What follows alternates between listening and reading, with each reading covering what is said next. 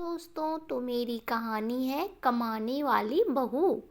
मेरी सहेलियों ने मुझसे कहा कि बेटे बहू के पास रहने बिल्कुल नहीं जाना, क्योंकि कमाने वाली बहू को बुजुर्ग सास बिल्कुल अच्छी नहीं लगती। क्या मेरी सहेली सही बोल रही है? मम्मी, हमारे साथ बेंगलोर चलो। पापा थे तो अलग बात थी, अब आप अकेले यहाँ गांव में कैसे रहेंगी? बेटे, अनिल ने कहा तो मैं असमंजस में पड़ गई। हार्ट अटैक से हुई इनकी अचानक मौत से मैं अपने आप को लाख कोशिश के बाद भी संभाल नहीं पा रही थी। 12 दिन हो जाने से सभी मेहमान चले गए थे। बेटा अनिल और बहू अनीता दोनों ही इंजीनियर हैं। मेरी सहेलियों ने मुझसे कहा कि बेटे बहू के पास रहने नहीं जाना, क्योंकि कमाने वाली बहू को बुजुर्ग सास बिल्कुल अच्छी नहीं लगेगी। उसकी आज़ादी में तुम्हारे जाने से खलल पड़ेगी। वो तुम्हें ताने मार मार कर तुम्हारा जीना हराम कर देगी। वैसे भी भाई साहब ने जीते जी ही पूरी संपत्ति बेटे के नाम कर दी थी। ऐसे में तो पूरी संभावना है कि बेटा बहू यहाँ का मकान बेचकर माल तो सब ले लेंगे और तुम्हें पाई पाई के लिए तरसा देंगे। लेकिन बेटे बहू के साथ जाना मेरी मजबूरी भी थी।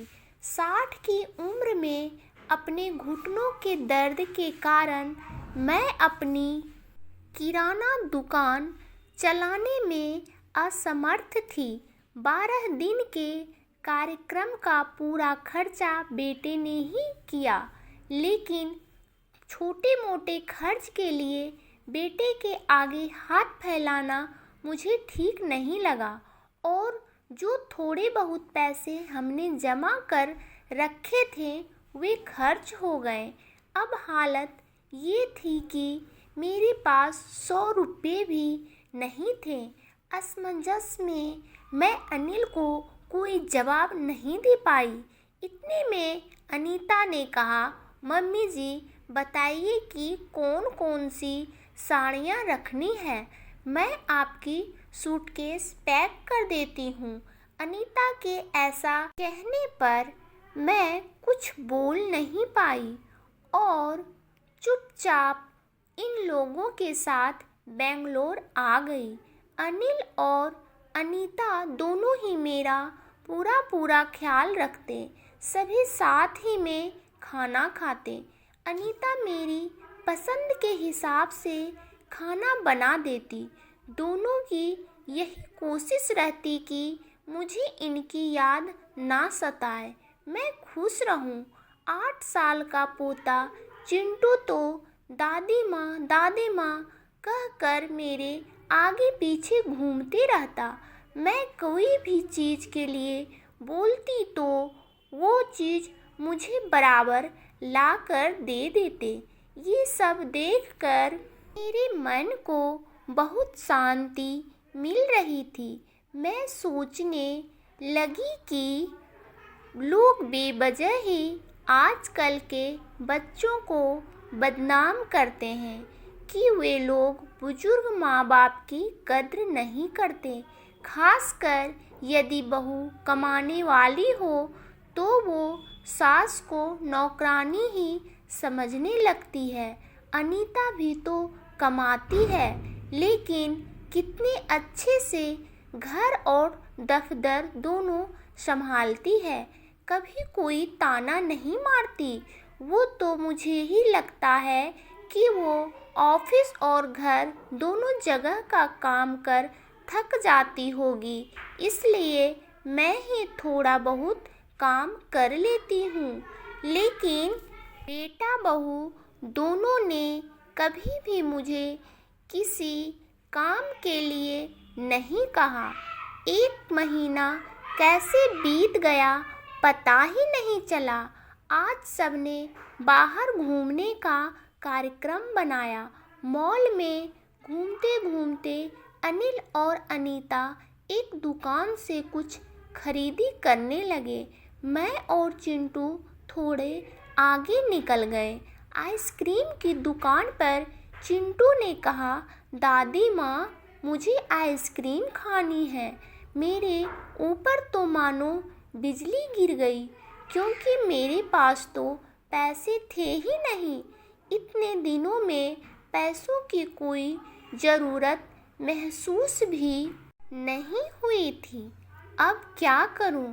मेरा उतरा हुआ चेहरा देखकर चिंटू फिर बोला, दादी माँ, प्लीज़ ले लीजिए ना।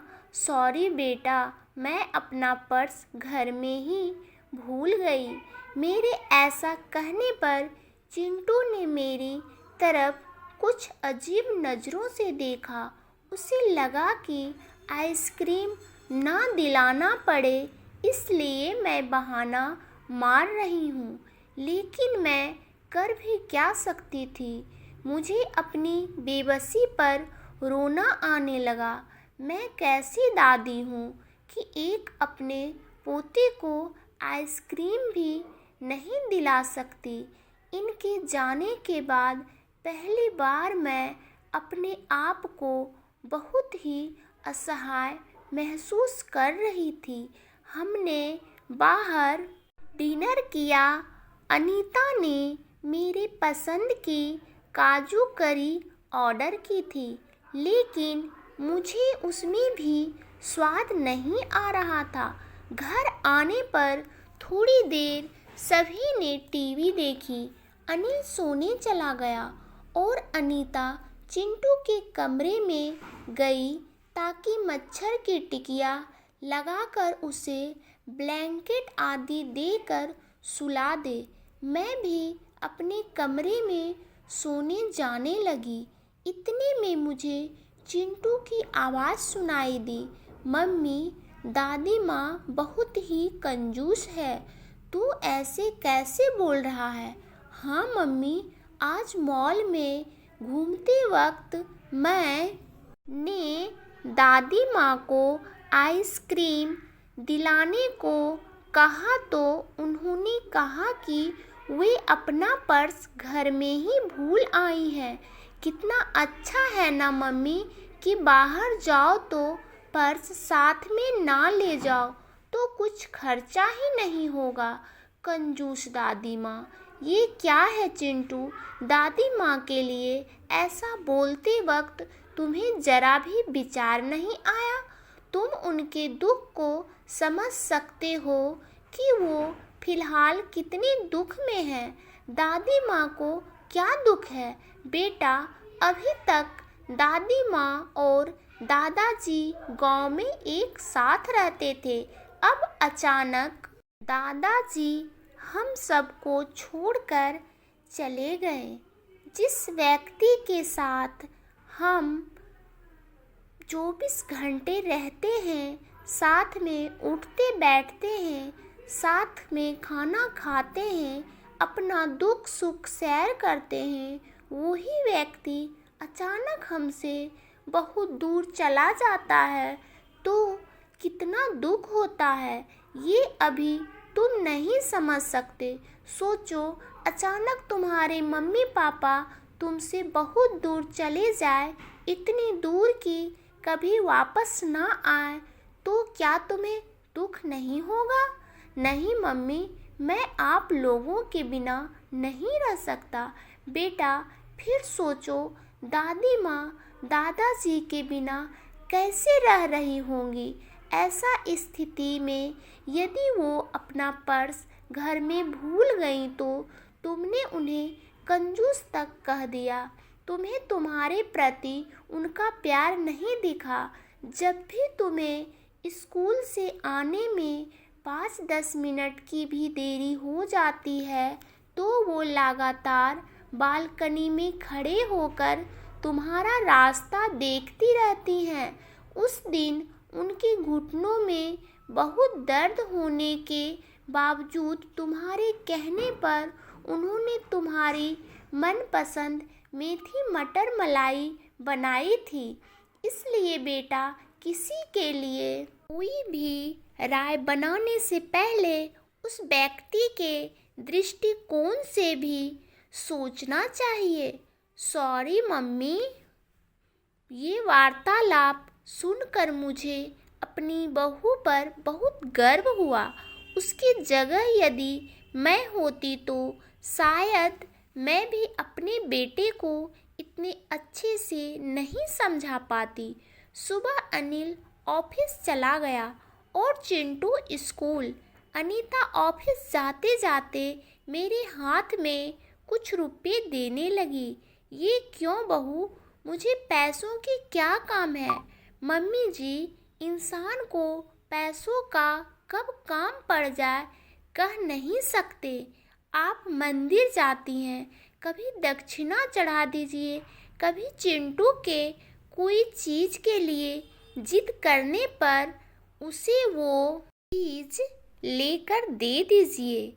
लेकिन बहू, मम्मी जी, यदि यह पैसे अनिल आपको देते तो क्या आप मना करती? नहीं ना, आपकी बहू भी कमाती है, तो फिर आप अपनी बहू से पैसे क्यों नहीं ले सकती? अनीता की बातें सुन कर खुशी के मारे मेरी आंखों में पानी आ गया। जो बात मेरा बेटा भी समझ ना सका, वो बात मेरी बहू ने समझ ली थी। मैं ईश्वर से प्रार्थना करने लगी कि मेरी जैसी बहू वो सबको दे। लोग बेवजह ही कुछ कमाने वाली बहुओं के दुर्व्यवहार को देखकर सभी कमाने वाली बहुओं पर लांछन लगाते हैं कि वे तुनक मिजाज और घमंडी होती है, सास ससुर उनको बिल्कुल अच्छे नहीं लगते आदि। कुछ बहुएं अनीता जैसी समझदार, सुलझे विचारों वाली, बड़ों का सम्मान करने वाली भी होती है। आज अनीता ने कमाने वाली बहू के बारे में मेरी आंखों पर पड़ा पर्दा हटा दिया था। तो दोस्तों, मेरी ये कहानी आपको कैसी लगी हो? अच्छी लगी हो तो मेरी कहानी को लाइक कर दीजिए, चैनल को सब्सक्राइब कर दीजिए। धन्यवाद दोस्तों।